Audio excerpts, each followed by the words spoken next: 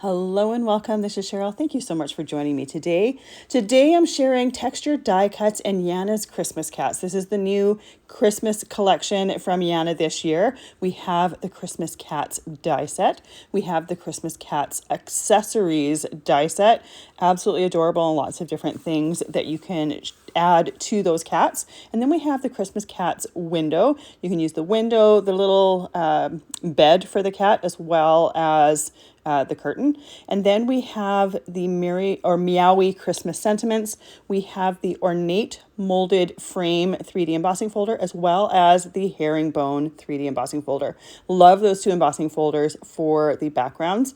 Now I'm going to start off by creating my sentiments. And I thought rather than do a traditional Christmas color palette, I wanted to do something with some pastels.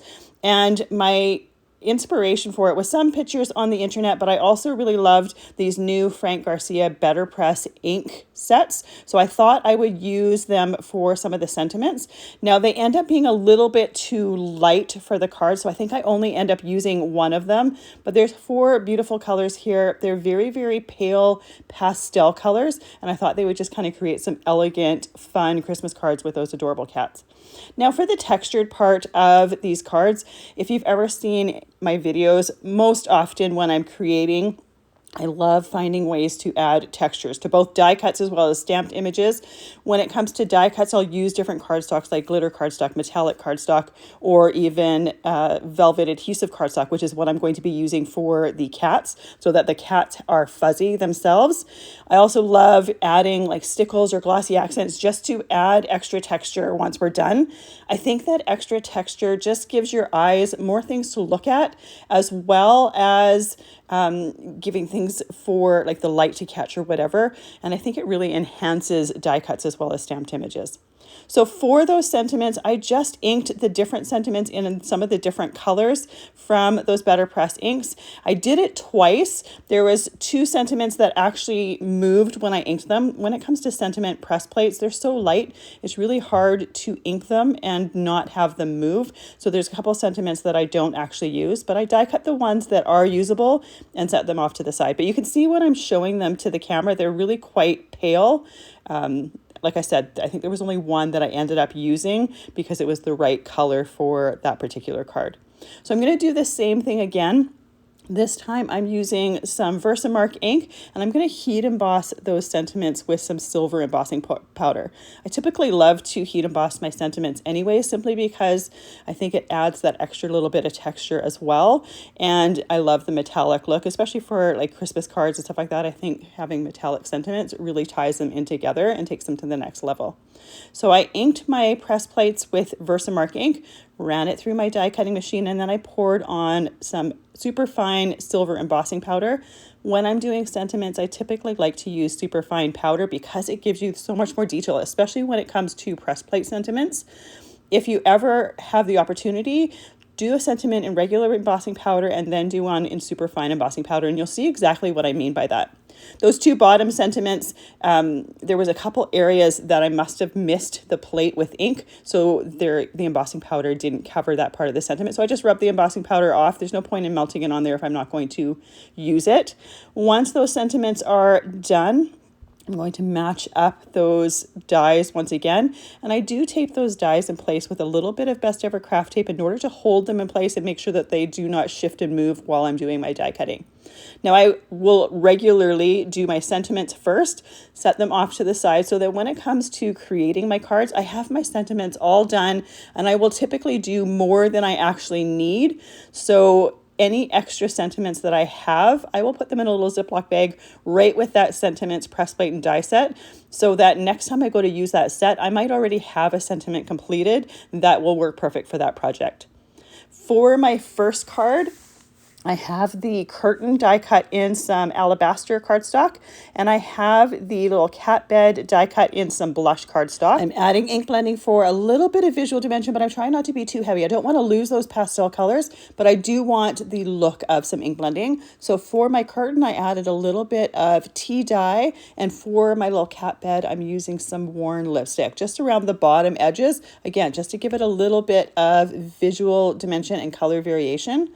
Once I have those ink blended, I can glue them together. And I like to use Barely Art glue. I have it in a fine line bottle, so it works perfectly for gluing die cuts together. It's also going to work perfectly for assembling my cards as well. Now, when it comes to those cats, I'm using the Velvet Adhesive cardstock. There'll be a link to it as well as other supplies that I'm using in the description box below. Now, typically when I use that cardstock, I will take that Velvet cardstock and pull the backing off and put it on some scrap cardstock before die cutting. For these cards, I didn't want my cats to get too chunky because they're 2 layers deep for both of, or for all of them. So I left that scrap paper off and I just used the adhesive from that cardstock to glue those 2 layers together, and then I'm going to use that same adhesive that's right on the back of the Velvet Adhesive cardstock to glue the cat to my card. The rest of the cards, or the rest of the die cuts, are assembled with that Barely Art glue. Now, because we have a lot going on with the different textures between the Velvet Adhesive cardstock, the different metallic cardstocks, for some of the cards, the different glitter cardstocks that I'm using, I opt to keep my cards fairly simple. There's a lot of die cuts going on, and those die cuts have a lot of texture, so I don't usually do a ton for my background. I keep my background fairly simple and have the focus on the different elements. So I have an A2 card base here. I'm going to glue that window right to that card base. Now, if you wanted the center of that window to be a different color, that window comes in 2 pieces. There's an inner piece and an outer piece. You could take the outer die and you could die cut a different color for that background. You could use some printed paper. You could use an outdoor photo or an indoor photo if you wanted the card to look like it was outside looking in. I kept it very simple and just left it the same color as the card base, but it's an easy fix if you wanted to change the color on the inside of that window because there's 2 pieces to that die. So once I had that window in place, I added the curtain rod to the top and then the curtain, and then I added the cat bed and the cat to the bottom left corner, and then added my sentiment to it. And for most of these cards, I'll typically pick my sentiment once I'm completely done and kind of pick it depending on the size of that sentiment as well as kind of what I want that card to say. So once again, for this second card, we have the Velvet cardstock die cut in a couple colors. I'm going to glue them together using the adhesive right on the back of that cardstock. And these cats have different eye or different pieces for behind the eyes depending on which cat. So some of the cats I did blue eyes to them. This one I'm doing green eyes. So once I have those 2 pieces layered together, I can use the adhesive on the back of that Velvet cardstock to glue that piece behind that cat. And when I go to glue it onto the card, I will still use the adhesive on the bottom of the cat, but I'll add a little bit of Barely Art glue behind that little cardstock piece behind the head. These ornaments here I have die cut out of some mint cardstock, and then I have the upper layers die cut out of some matte silver cardstock. For this Christmas tree, I chose the white glitter cardstock, and then the little pail holding the tree is pearl cardstock from the Antique Treasured Cardstock pack. I tried to make my trees for the different cards different metallics or different cardstock, just different color variations, just to show a little bit of variety. So some of the trees are a little bit more subtle, some are a little less subtle. And again, you can choose whatever color palette you want. I don't typically do pastels for Christmas, so I wanted to try do something just a little bit different. And I really love the way these colors all went together with the silver metallic cardstock as well as glitter cardstock and the antique white. I loved them together. Now, even though I was going to do all pastels, I wanted them to show off or show up on the background. So I didn't want my backgrounds to be pastel colors. So for this card, I'm using that Ornate molded frame 3D embossing folder, but I'm using it with some Merlot cardstock. So by having that dark background, I think it's going to show off the pastels really nicely on the front. So I typically will do this. I'll have an idea in my head and then I'll kind of change my mind as I'm going. It's one of the reasons why I do a ton of different sentiments, because I'll change my mind while I'm creating and change what sentiments I want to use. For this one here, I'm using my shears to trim around that molded background. I thought it would be fun to have it as a different shape in the background of the card. And there's lines around that molded frame, making it really easy to follow those lines to cut it out easily. Once I do have it cut out, I'm going to use the silver metallic pad from Lisa Horton Crafts, and I'm just going to rub around the outside edges. I'm not going to rub inside the molded frame, but you certainly could if you wanted to enhance that a little bit more. And there's two different ways that you can put this on the card. You can have it so that that molded frame is recessed on the center of the card, or you could have it so that that molded frame is popped out on the center of the card. So it gives you two different options on how to use it. Once I have that ink around the outside edges, I'm just going to glue that onto the base of the card. Only really need to add glue to that recessed center because the outside edges are not going to have contact with that card base. So you're really not going to need to put the glue on there. And then I'm going to put my acrylic block on there. It's just going to hold it flat for a few moments while that glue sets, and then make sure that it has some really good contact with the base of the card. I'm adding my tree to the center of this card, and then I will add those gifts around it. Then I'll also add that cat, and finally I'll do my trim and my ornaments on my tree last.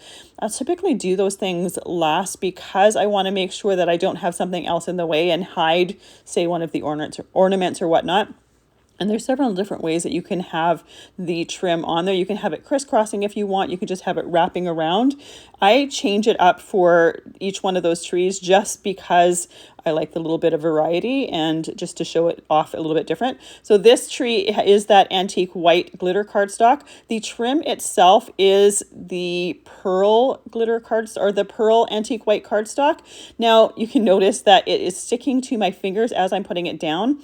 With these specialty cardstocks, especially the glitter, that glue has to kind of go into that glitter and then it starts to set. So it does take a little bit longer for the glue itself to set on that glitter cardstock, and even on the metallic cardstocks, because the metallic ones have the coating on them. So you do have to wait just a little bit longer for them to set on those specialty cardstocks, but it's definitely so worth it. Once I have that trim down, I'll put some dots of glue on my tree and use the wax tip tool from the handy tool set in order to put the different ornaments on those pieces. Then I add my sentiment to the top right because my cat is in the bottom left. I wanted it opposite where the cat is. Now my last step to add dimension is adding some glossy accents to those ornaments on the tree. Now you don't have to wait till the glue holding those ornaments down sets. You can do it right away and have the glue underneath as well as the glossy accents over top dry at the same time. But it takes those ornaments and changes them from the matte flat silver that it is and makes them glossy and domed, and it just makes them come alive. It makes them reflect the light really nicely, and I love the final look of it. While I'm working on the next card, I'm going to let that dry. You'll see them all dried at the end of the video. For the next card, I took some indigo cardstock with that herringbone 3D embossing folder and embossed it. Now, those two embossing folders are 5.5 by 4.25, so they're not the large embossing folders that Spellbinders is known for. These are perfect for A2 cards. You could use it possibly on a 5x7 card, like if you want just an area, like a smaller area embossed, it would definitely not cover the entire thing. So I put some silver ink on that and set that aside so that it could dry while I was creating the pieces for the rest of the card. I once again have another curtain here. This is die cut out of blush cardstock, and I ink blended it with some worn lipstick distress ink. For the little cat sweater, I have that die cut out of some windy cardstock, and I use some Weatherwood distress ink for the ink blending. And again, I'm being very light with the ink blending on them because I want that look, but I don't want to cover all those pastel colors. For this next cat here, I have some white velvet cardstock that I had in my stash that actually doesn't have that velvet or that adhesive back to it. So I did use some glue on there. The black did have the backing on it, but at this point I forgot about it. So I glued my pieces for the eyes right behind that, but I'll be fixing it later. I just wanted to mention that now, so when I take it apart later as I'm assembling my card and realize what mistake I made, you'll know why I'm doing that. I added that sweater to it. I'm going to set that off to the side. Just like the glitter cardstock, the velvet cardstock, when you glue those pieces together, they do take just a little bit longer because once again, that adhesive sinks into the velvet adhesive cardstock and then it starts to set. So you want to make sure to give it just a little bit of extra time to dry. For gluing my background on the card, I'm fairly liberal with that glue, and I'm making sure I get a decent amount of that glue on the recessed areas. I want to make sure that any of the areas that are touching my card base are covered with that glue. And you can see that this embossed piece here covers that whole A2 card base. If you wanted to have a mat around it, you could remove that frame from around it, but I really love the look of that frame on there. I think it just kind of finishes the whole thing off. So I have my curtain glued to the top right, and you can see this time I didn't use that curtain rod, but you certainly could add it if you wanted that feature on there as well. And this is when I realized my mistake with putting the cat together and realized that I had glued those pieces for the eyes onto the adhesive backing for that cat. So I pulled that off, pulled those pieces off, and then just glued them behind the cat head, and it worked totally fine. I added the sentiment to the top right over top of where the curtain is. It's kind of one of those places that I don't think it's super important to see the entire curtain. I wanted to see more of the holiday tree as well as the cat. Another option would be to put those sentiments on the inside, and I do that at least on one of the cards. For this card here, the trim on the tree is matte silver. And then I have my ornaments, and they are the same blush color as the curtain. You can see that they show up on the tree just a little bit more than the last card. And again, you can change up your color palette. You could do it whatever color palette you want. I love the fact that now holiday and Christmas cards have so many different color palettes that give you a lot of different variety and options. Once again, I'm putting the glossy accents on the ornaments because I just love the look of them. The blush cardstock is plain cardstock, so it's not metallic, so it's going to have a little bit of a different look than putting it onto the silver cardstock, but it still gives it that glossy dome dimension and really makes those ornaments come to life because it gives it that dimension. For my next card, I used the mint cardstock for my tree, and I'm doing a little bit of ink blending on it with some evergreen bough just to give it that visual dimension there. For this one here, we're using these little teeny tiny lights that wrap around the cat, or they make it look like it wraps around the cat. It just glues to the front of it. But these are super tiny die cuts. I have 2 of the strings already done. I'm just going to show you how to do the other 2. And I only do 2 lights at a time because these die cuts are so tiny. So the very first thing that I did was I took all of those die cuts and made sure that they were facing up the right way. Then just 2 at a time, I will flip them over and have the base or the bottom of the light facing down. Then I will take my light string and I will press it over top of the different areas. Now, if I press it and it's not exactly right, I can easily adjust it and move it. That's the great thing about using liquid glue is I can move it to how it's supposed to be or how I want it to be, and I can just easily adjust it quickly. Now, I would recommend doing these lights only a couple at a time. I wouldn't take all of my lights and put glue on them because that glue sets fairly quickly, but it doesn't set immediately. So I do want to give it a couple seconds for those pieces that I've put on there to set before adding the other ones. Now, again, I did this with that pastel color palette that I've been using throughout the video, but you can do it with whatever color palette you want. You could even use metallic cardstocks for those lights. I add a little bit of stickles to them at the end. The lights themselves are so tiny that I didn't think I'd be neat enough with the glossy accents. So by using the stickles, I had a little bit more control. I still get that little bit of sparkle on the lights, but it just adds just something a little bit more textured to them. Once I have all of those light strings done, I can glue them onto the cat. And again, this is being glued onto that velvet cardstock. So it is going to take a little bit for the glue to set into that velvet cardstock and then dry. So you do want to give that just a few moments to the side to dry completely before adding it to your card. Otherwise, it's too easy for those die cuts to move and wiggle on you. It's nice to have them movable when you're assembling them, but you do want to make sure that they're completely together and the glue has set before you add them to the front of your card, before you really start touching those die cuts. For this card, I'm once again using the window as well as the little curtain rod. However, I'm using that curtain rod as a window sill on the bottom of this window.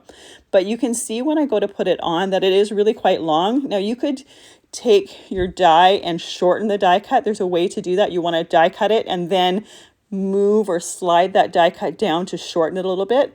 But for this card, I don't need to because I'm going to have my tree in the bottom left of this card. So it is going to cover that excess from that curtain rod / windowsill. So I don't need to make it shorter. However, if you wanted to use that window just on its own, I would use your die to make that die cut shorter, just to make it look a little bit better. You could also use scissors on there, but it's not a straight end, so it's easier to just use that die cut or the die itself to shorten that. Once we have our tree on the bottom left of this card, I have some silver trim for this particular tree. For my ornaments, the base of them is die cut out of that matte silver cardstock, and the upper layer is the antique white pearl finish cardstock. Now the pearl finish cardstock has a gold sheen to it, so once we add the glossy accents to it, we're really going to see some beautiful gold shimmer to those ornaments that really take them to the next level.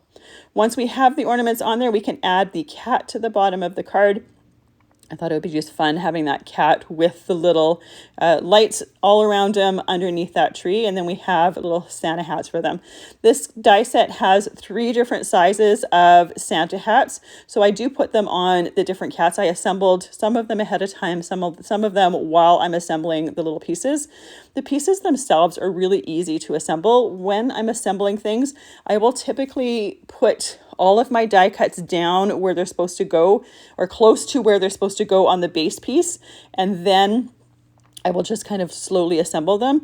This particular set here, the die cuts themselves are only like 2 layers, so we don't have a character that has a ton of different die cuts on it, so it's really easy to assemble them. Lastly, I added the glossy accents to those ornaments, and it just really made them beautiful with that glossy dome dimension, so I set those aside to completely dry. For this next card here, I'm using some Oceanside cardstock with that molded frame for my background. I think both these background embossing folders are really going to be useful with creating. I think you could use them with so many different die cuts to create so many different backgrounds. I just love the look of that frame. It really frames in what you're creating with. I think it's going to look beautiful with some of the florals from the Susan Cherney Cockburn, all of her 3D florals, I think would look absolutely lovely on that ornate molded frame. Now for this one, I'm doing the background with that molded frame popped out. So in order to enhance it, I went and used that pad directly on the cardstock. Now you can see that it's a little bit messy. To have a little bit more control, I think it would be better to, say, dip your finger right into the pad and use your finger so you can really touch and see where that ink is going. I love the look of that frame enhanced with that ink, but like I said, you can tell that it's just a little bit messy. It's hard to only get the ink just on the edges of that frame itself. So if you want to be a little bit more careful or have a little bit more control using your finger, even say using like a makeup sponge brush, one of the little teeny tiny ones for eyeshadow, might be a better way to go to have a little bit more control. For this one here, I'm going to use the cat that is kind of playing around with the little ornament in the tree. Now, I must have used the wrong cat eyes background because a little piece was popping out. I just used my scissors to just trim those pieces off, and it looks totally fine. Anytime I've made a mistake like that, I just use my scissors to trim it off, and most of the time, no one ever knows. So I put the little cat or the little Santa hat together and set those off to the side. Now, in one of the sets there's also a broken ornament, and that to me is perfect to go with this particular tree where the cat is playing with the ornaments. So I went and assembled the rest of the ornaments, but I didn't assemble this one. So the base of the ornament or the little hanger part is done with that matte silver, and then the broken ornament pieces are done with that blush cardstock. So I'm going to glue my ornate frame onto the base of the card, and you can see for this one, I'm concentrating that glue on the outside pieces of that molded frame. The inner pieces are raised. They're not going to have contact with that card base, so there's no point in putting glue there. I have my tree here that I'm going to glue to the center of that popped up molded frame, and this one is once again done with that antique white glitter cardstock. I love the look of those white glitter trees, so that's what I was going for with these ones here. The trim for my tree is with matte silver cardstock, and then we're going to add the ornaments once we have the cat on there. So I'm putting little dots of glue on this trim. The trim itself is fairly thin, And you can see, like I said before, it doesn't really want to stick to that glitter cardstock. So I let it sit there with my acrylic block on there, just making sure that it has some good contact with that glitter cardstock underneath. And after a few moments, it does start to set. Now, just like before, I'm going to put some dots of glue where I want those ornaments to go. I start with an ornament right underneath the cat paw because I don't want to forget to put one there. And then I put my broken ornament underneath the tree, and then I add the different ones to the tree itself. And it's super easy just to add dots of glue on that tree and then just lift the ornament up with that wax tip tool and place it exactly where it's supposed to go. And of course, I place it so that the hanger is facing up so it looks like they're hanging off of the tree. Now, once we have the ornaments on there, I'm going to add the little Santa hat to the cat itself. And I kept the Santa hats with that blush cardstock, so it went with the color palette that we were doing. Obviously, you could do whatever color palette you want, like I've said a couple times before, and you could easily change it to be a red Santa hat. Now for this one, there wasn't really a good spot for this sentiment where it wasn't going to cover up too much of that tree itself. So I opted to put it on the inside of the card. Now it's really kind of blends into the inside of the card. If you wanted it to pop up a little bit more, you could always put some colored cardstock behind it so that it was a little bit more prominent. So the last step, once again, is to add the glossy accents to those ornaments. And I really think this step of adding the glossy accents just finishes the tree off really, really nicely. I didn't put any of the glossy accents on the star at the top of the tree, but you certainly could. Or you could put some stickles on the star at the top of the tree, so that had some dimension to it as well. There's so many different options for adding that texture between the different cardstocks that you can use and the different mediums that you put on, the different combinations of the cardstocks and those mediums. So you can really have a lot of fun and just take the cards to the next level. And these cards are absolutely perfect for holiday cards. They're also perfect for cat lovers. I personally am more of a dog person, but I absolutely love these Christmas cats. I think they're just so adorable, and they are perfect really for anyone. And you know, especially those card lovers that love cats but maybe are allergic to them. This would be a fun way to share that with them. And I love the fact that the Christmas Cats die has 4 different cats on there with different positioning, so you can really enhance them and coordinate them to which card or which scene you wanted to create. A fun one that I've seen someone post already is using one of the cats climbing up the tree. I think that is absolutely adorable as well. Thank you so much for joining me today. I really appreciate all the time that you spend with me. I hope you have a fantastic day.